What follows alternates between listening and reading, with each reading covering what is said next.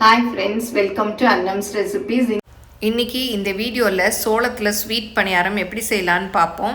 நம்ம எப்போவுமே கார்த்திகைக்கு அரிசியில் பண்ணுவோம், அப்புறம் கோதுமையில் பண்ணுவோம். இப்போ ஒரு சேஞ்சாக நம்ம மில்லட்டில் ஒரு வகையான சோளத்தில் எப்படி ஸ்வீட் பணியாரம் சூப்பராக பண்ணலான்னு பார்ப்போம் வாங்க. எங்கள் ப்ராடக்ட்ஸ் எல்லாம் யூடியூப்பில் கமெண்ட்ஸ்க்கு கீழே வந்துட்டுருக்கு. அதில் போய் கிளிக் பண்ணிங்கன்னா அதோட ரேட்டு டீட்டெயில்ஸ் எல்லாமே இருக்கும். அதை கிளிக் பண்ணி நீங்கள் வேணுங்கிற பொருளை ஆர்டர் பண்ணி வாங்கிக்கலாம். இப்போ இதுக்கு இந்த மாதிரி வெள்ளைச்சோளம் எடுத்துக்கணும். வெள்ளைச்சோளமும் வருது, இதே சிவப்பு சோளமும் வருது. கடைகள்லேயே நல்லா சுத்தம் பண்ணி பேக்கெட்டில் வருது. இந்த சோளத்தை வாங்கிக்கணும். வாங்கி இது 3 பங்கு எடுத்தோன்னா பச்சரிசி, இது சோளம் 3 பங்கு, பச்சரிசி 1 பங்கு, உளுந்து 1 பங்கு, 1 டீஸ்பூன் வெந்தயம். இந்த அளக்கில் நான் எடுக்கிறேன். நீங்கள் எதில் வேணால் எடுத்துக்கலாம். உங்கள் வீட்டில் இருக்க டம்ளர், கப்பு எதில் வேணாலும் எடுத்துக்கலாம். இப்போ இதில் 3 ஆளாக்கு, இது ஆளாக்கு இல்லை அரை ஆளாக்கு, இதில் 3 போடுறேன். பச்சரிசியும் அதே இதில் 1 போட்டு சோளமும் பச்சரிசியும் ஒன்றா ஊற வச்சுக்கணும். உளுந்தையும் வெந்தயத்தையும் ஒன்றா ஊற வச்சுக்கணும். அப்போ தான் நம்ம தனித்தனியாக ஆட்டி நம்ம பண்ணுறச்ச மாவு நல்லா வரும். ஒன்றா சேர்த்து போட்டுட்டோன்னா அவ்வளோவா மாவு காணாது. அதனால் தனித்தனியாக ஊற வச்சுக்கணும். இப்போ நல்லா 2-3 தடவை அலசிட்டு இந்த மாதிரி ஊற வச்சுக்கணும். உளுந்தும் வெந்தயமும் இந்த ஊற வச்சுருக்கேன். 3 மணி நேரம் கழித்து அரைச்சிக்கலாம். இப்போ ஊற வச்சு 3 மணி நேரம் ஆச்சு. பாருங்கள், ரெண்டுமே நல்லா ஊறிடுச்சு. உளுந்து வெந்தயமெல்லாம் நல்லா ஊறிடுச்சு. ஃபஸ்ட்டு உளுந்து வெந்தயமும் மிக்சியில் போட்டு ஃபஸ்ட்டு அரைச்சி எடுத்துக்கலாம். நீங்கள் கிரைண்டரில் நிறைய போட்டிங்கன்னா கிரைண்டரில் ஆட்டுறதுனால ஆட்டிக்கலாம். இப்போ உளுந்து ஆட்டியாச்சு. இதை இந்த பாத்திரத்தில் போட்டுக்கலாம். பாருங்கள், நல்லா வெண்ணெய் மாதிரி ஆட்டியாச்சு. நல்லா நைஸாக ஆட்டிக்கணும். சோளமும் அரிசியும் போட்டுக்கலாம். 2 தடவையாக அரைச்சிக்கிறேன். அந்த தண்ணி எடுத்து வச்சுருக்கேன், அந்த தண்ணியே ஊற்றிக்கலாம். இப்போ அரைச்சாச்சு. இப்போ இந்த உளுந்த மாவோட இதையும் சேர்த்து ஊற்றிடலாம். இப்போ இன்னும் கொஞ்சம் இருக்கு இல்லையா, அதையும் போட்டு அரைச்சிக்கலாம்.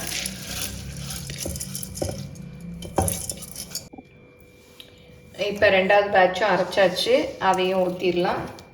ஊற்றி நல்லா மிக்ஸ் பண்ணி புளிக்க வச்சிடணும். நல்லா கையிலே கலந்து விடுங்க.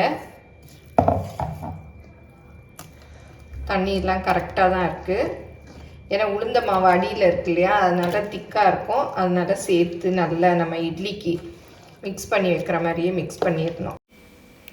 இதை மூடி அப்படியே ஒரு ஓரமாக விட்டுறலாம். 5 மணி நேரம் புளிக்க விட்டுறணும். புளித்த பிறகு நம்ம இனிப்பு பணியாரம் ஊற்றிக்கலாம்.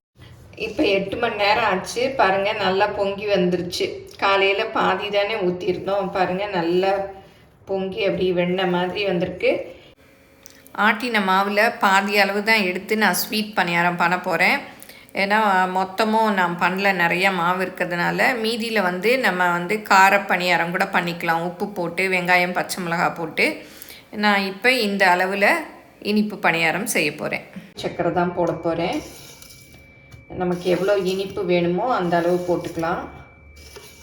தண்ணியெலாம் ஊற்றிடாதீங்க, அப்புறம் ரொம்ப தண்ணி ஆயிரும். ஏன்னா நாட்டு சக்கரை போட்டாலே அது கொஞ்சம் தண்ணி விட்டுக்கிட்டு வந்துடும்.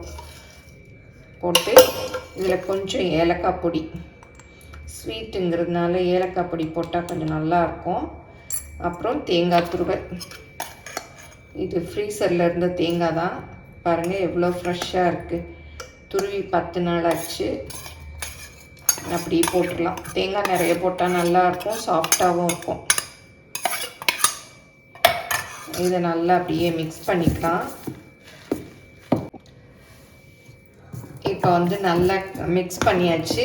நீங்கள் வெல்லம் வேணும்னாலும் தட்டிட்டு போட்டுக்கலாம். பாருங்கள், நல்லா கரைஞ்சிருச்சு. இந்த மாதிரி இருக்கணும். ரொம்ப திக்காகவும் இருக்கக்கூடாது, ரொம்ப தண்ணியாகவும் இருக்கக்கூடாது. இந்த மாதிரி இருக்கணும். இப்போ பணியாரக்கல்லில் ஊற்றிடலாம். இது ஸ்வீட் பணியாரங்கிறதுனால நெய் விட்டுக்கலாம். அப்போ நல்லாயிருக்கும். நீங்கள் எண்ணெய் ஊற்றி ஊற்றுறதுனாலும் ஊற்றிக்கலாம். எல்லா குழியிலையும் கொஞ்சம் கொஞ்சம் நெய்.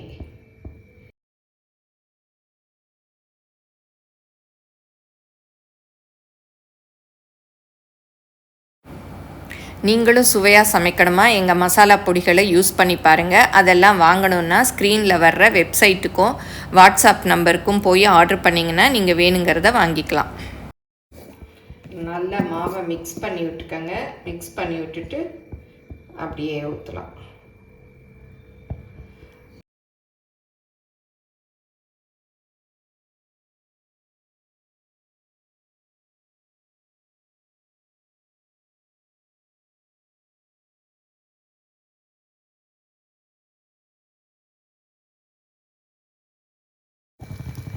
இந்த பணியாரத்துக்கு மூடியெல்லாம் போட வேணாம், அப்படியே வேக விடலாம்.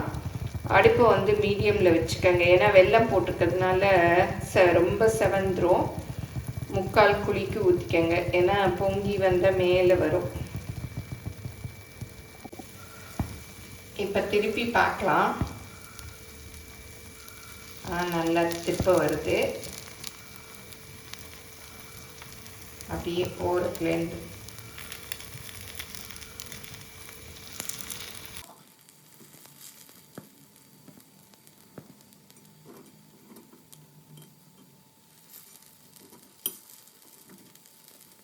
எல்லாமே சூப்பராக திருப்ப வந்துடுச்சு.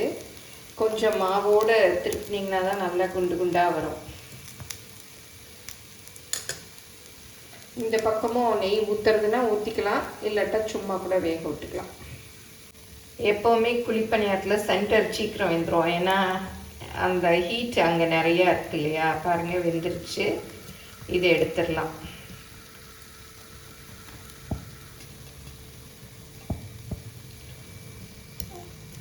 இதெல்லாமும் வெந்துருச்சு பாருங்கள்.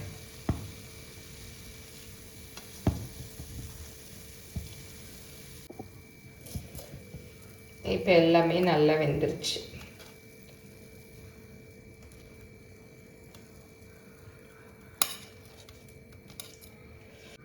ஸ்வீட் பணியாரமும் சூப்பராக ரெடி ஆயிடுச்சு. முக்கால் குழிக்கு ஊற்றுங்க. ஃபுல்லும் ஊற்றுனா ரொம்ப மேலே வந்துடுது.